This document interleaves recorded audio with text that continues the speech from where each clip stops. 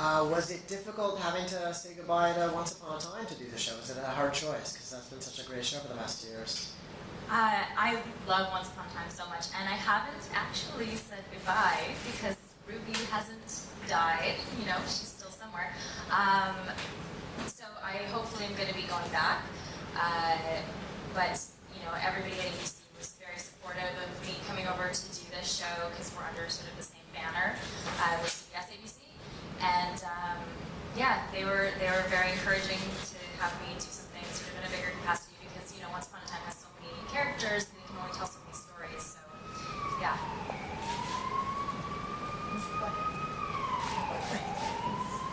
Your character and Josh's character right now in the beginning is seen a hate-hate relationship.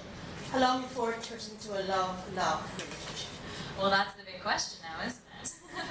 I think that, you know, our relationship is going to be one of the things that we explore a lot over the course of the show, and their relationship will change and expand and grow, and we will see if it goes in the romantic direction. Thank you very much. Meghan, I was just wondering, are you a tech, I'm at the back, sorry. Sorry. Are you a tech-savvy person, do you think? I'm pretty good with technology, although I don't really know what I'm doing with it. But I'm definitely more tech savvy than Josh Holloway, who does not even have an email address. He has like a company address, but he doesn't use email or any of those things. It's kind of hilarious. And if you had one of those chips in your head, what would be your homepage? My homepage? Oh my goodness. CTV.com, obviously. Well, .ca. yeah, there's some tension, it seems, between humanizing this microchip brain character and sort of seeing him as a robot or as a function. Can you just speak a bit about that tension between the two? You know, I think that's one of the really interesting aspects about this show that we're going to explore is what would it be like to have something like this in your brain? Imagine having your cell phone in front of your face constantly 24/7. And what would it do to your dreams? What would it do to your interactions with people and your focus and all of those sorts of things? I think that's one of the really great things about Josh Holloway is he does a fantastic job of sort of marrying the two. And he's very human. He's very sort of exposed and kind of combustible sort of.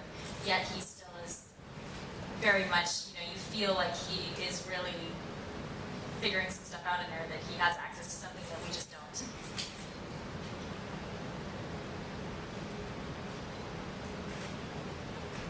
What type of viewers do you think intelligence will attract? I think it goes back to my original point is, I think that it will reach a lot of different audiences because it has all these different elements. There's a lot of ladies like Josh Holloway, and I think they will enjoy seeing him weekly.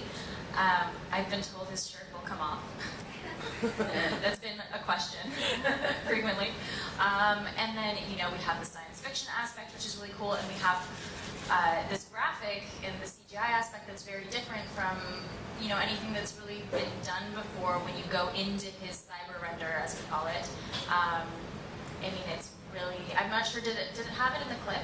Did you see his cyber render, how he sort of sees things? Yes. Yeah, like, I mean, it's really unique and it's different, and it adds a really unique aspect to the show, I think. And so I think there's a lot of, it'll reach a lot of different audiences and offer a lot.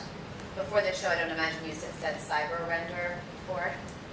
No, I don't believe I did. Talk to me about some of the jargon playing a Secret Service agent and the new sort of language I guess you would have had to learn. The jargon is really fun. I mean, there's, yeah, it's totally its own vernacular. Like, they just, everything, Secret Service people talk in acronyms for everything. So you have like your ASAC, which is a special agent in charge, and that's like your boss.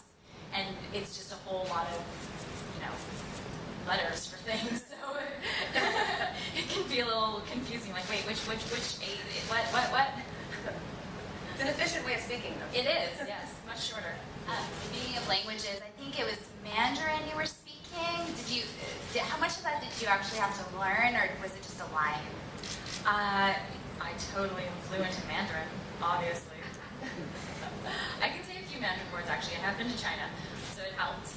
But we had a really wonderful translator on set who helped me with, because Mandarin is so specific in tones. So yeah, it was fun. I hope I can just do more of it.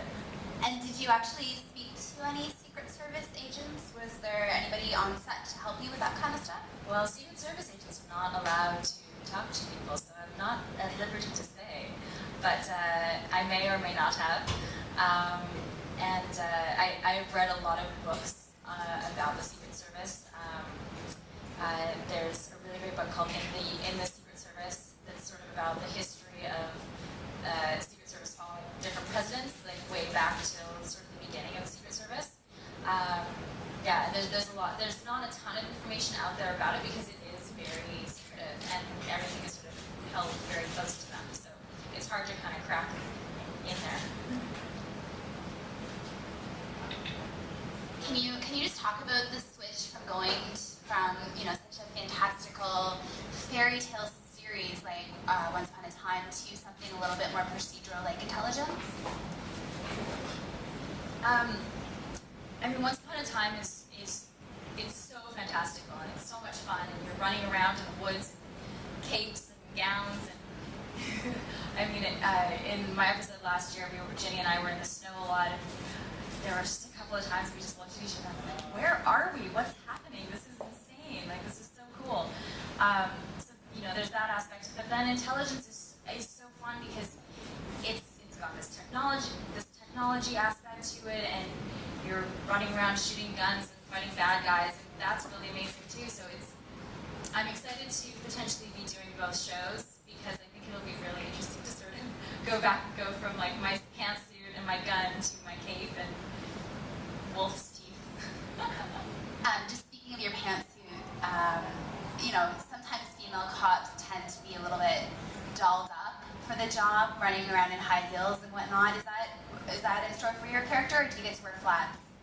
I'm wearing acne boots actually, which is like a little bit of both. They're very comfortable and practical, but have a bit of a heel. Josh is really tall.